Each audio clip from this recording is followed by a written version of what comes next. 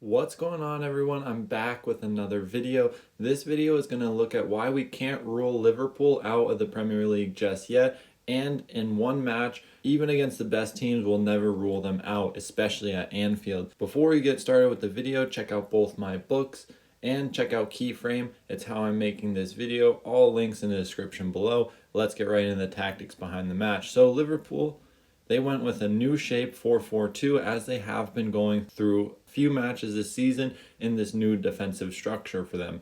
Manchester City, they went with a little bit different offensive structure as well, with a back three with Ake on the left center defender position, Diaz and Akanji as the other two center backs. They then went with a double pivot, playing in behind the two forwards of Liverpool, Mo Salah and Firmino. So what this would do, it would give Man City good progression around the two holding midfielders of Liverpool and give them access to both half spaces to progress the ball and attract pressure. But most of the time, the central defenders wouldn't need to progress the ball very far because the wide midfielders of Liverpool would actively go and jump and try and press the wide central defenders of Manchester City.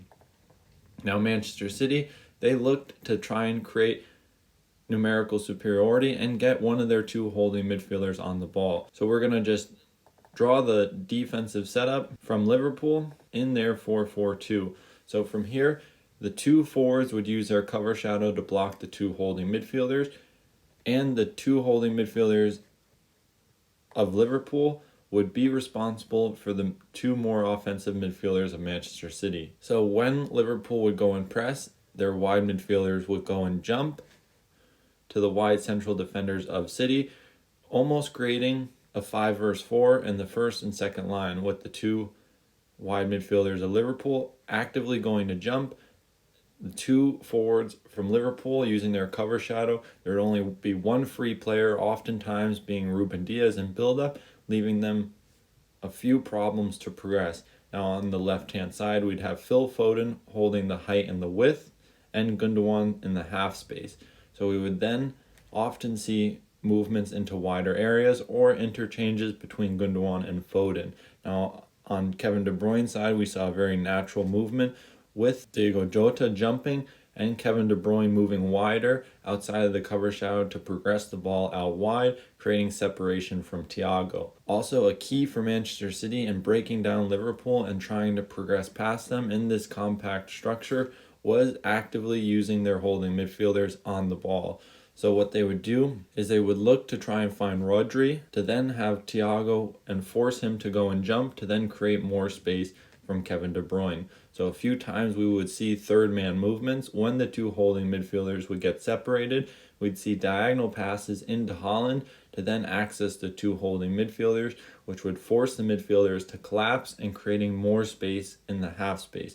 Now, with the intensity of the press from the wide players of Liverpool, this became very hard to create these situations for Man City, and Man City reverted more to staggering of their holding midfielders, having one player drop out of the cover shadow of Liverpool and trying to create more space around the holding midfielder to then use these movements like dropping Haaland as a third man and accessing Rodri to then progress through De Bruyne. Now, Liverpool in possession, without Trent Alexander-Arnold, we see James Milner take up the right back position, and he played much more reserved and didn't go forward as much into wide area and didn't invert as a playmaker. So he stayed closer to his two central defenders to try and control transitions and not get caught out. We would then see Fabinho and Thiago play alongside one another as two holding midfielders. And with the change in personnel in the team and the shape and how they're playing, we saw Firmino come back into the team as his false nine role, dropping between the lines and having freedom to play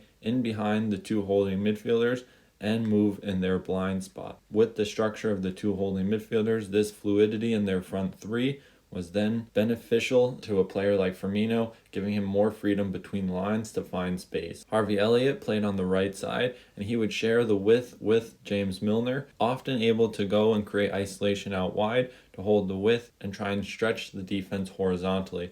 Mo Salah and Diogo Jota played in more narrow positions to pin the back four of Manchester City and create free players between the lines. This was most beneficial in transition when Mo Salah and Firmino were the two central strikers in their 4-4-2, because it allowed them to exploit the distances between their central defenders, especially in the second half in transition. Now for the last picture, we see Liverpool at the back, using James Milner as deeper and more connected, almost making a back three, and the midfield for Liverpool with Fabinho and Thiago as the two holding midfielders. Diogo Jota now coming between the lines, allowing Robertson to go higher and wider. So when Diogo Jota would drop deeper, join the midfield, allowing Robertson, Harvey Elliott, and Mo Salah to create height and width for the team, Liverpool could then try and attract pressure and exploit the cover shadow of Haaland when Haaland would jump and put the holding midfielder in his shadow. We could then create a 3 versus 2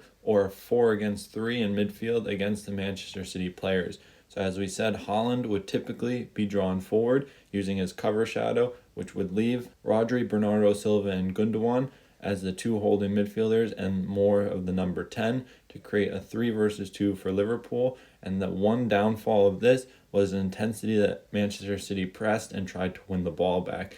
With the high intensity and the pressing of the wide players of Manchester City, it became very hard to exploit the free man in midfield, and because of the compactness and the distance between each player, it became very hard to find and create superiority, which forced them to rely on transitions and making the most of their transition chances.